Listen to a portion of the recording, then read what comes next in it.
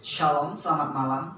Kembali kita malam ini akan merenungkan firman Tuhan melalui Renungan Malam Seiman tanggal 22 September 2020 yang ditulis oleh Ibu Kathleen dan Pendeta Jonathan Guntaraf dengan judul Baptisan dan Keselamatan. Kita satu dalam doa. Bapa yang penuh kasih, terima kasih untuk sukacita dan damai yang telah Kau nyatakan bagi kami. Sehingga pada kesempatan ini Engkau telah perkenankan kembali kami untuk boleh merenungkan sebagian dari firman-Mu. Kiranya tuntunan Roh Kudus-Mu menjadi bagian kami Bapa, sehingga kami pun boleh mengerti dan memahaminya. Dalam nama Tuhan Yesus kami berdoa. Amin. Kebenaran firman Tuhan pada malam hari ini tertulis di dalam buku Markus 16 ayatnya yang ke-16.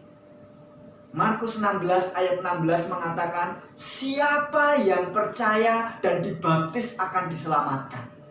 Tetapi siapa yang tidak percaya akan dihukum. Kata Yesus sangat jelas. Adanya hubungan baptisan dengan keselamatan. Di dalam jemaat kerasulan secara otomatis baptisan mengikuti penerimaan atas Kristus. Itu sebuah pengukuhan iman yang baru terhadap orang percaya seperti yang kita bisa lihat di dalam Kisah 8 ayat 12 dan Kisah 16 ayatnya yang ke-30 sampai 34. Petrus menggunakan pengalaman Nuh waktu air bah untuk menggambarkan hubungan antara baptisan dengan keselamatan. Kata ingat Allah memberikan peringatan kepada dunia supaya bertobat. Kalau tidak akan menghadapi kebinasaan.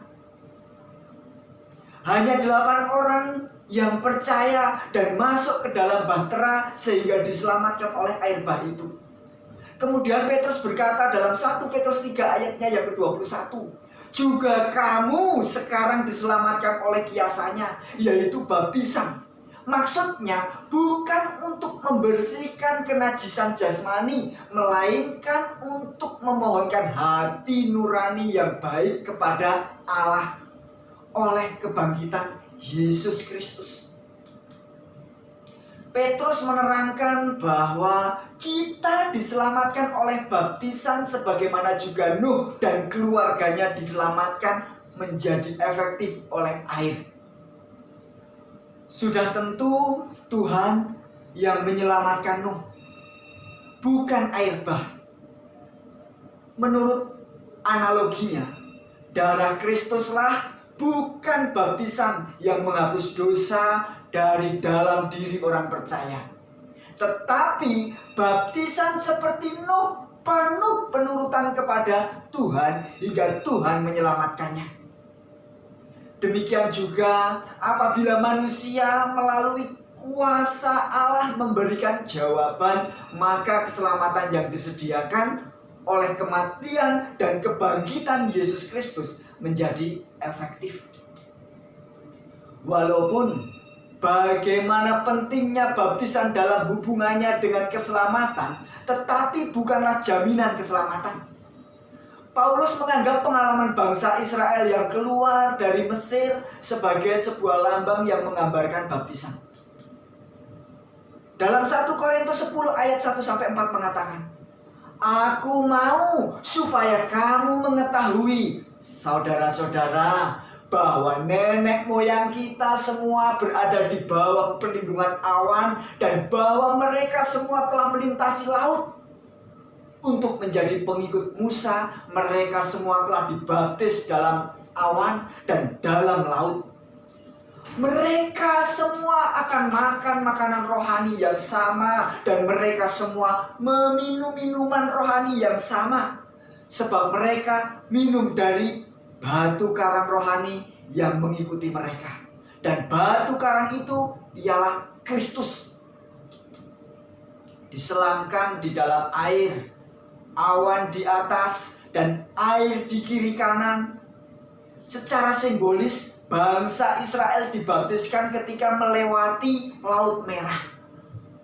Walaupun mereka mengalami hal seperti ini, Tetapi sesungguhnya demikianlah Allah tidak berkenan kepada bagian yang terbesar dari mereka. Sebagaimana 1 Korintus 10 ayat 5. Demikian juga sekarang, baptisan tidaklah otomatis menjadi orang selamat, namun merupakan lambang penerimaan akan Yesus, di mana kita tetap harus bergantung untuk mempertahankan keselamatan tersebut. Kiranya kita tetap mengikuti bimbingannya setiap hari dan menang setiap hari. Kita ucap syukur kepada Tuhan atas segala firman yang boleh kami dengar saat ini. Kita satu dalam doa. Terima kasih Tuhan untuk firman yang boleh kami dengar. Kiranya firman ini menambah iman kerohanian kami untuk semakin hari semakin dikuatkan. Inilah pengharapan kami Bapa. Dalam nama Tuhan Yesus kami berdoa. Amin. Tuhan memberkati.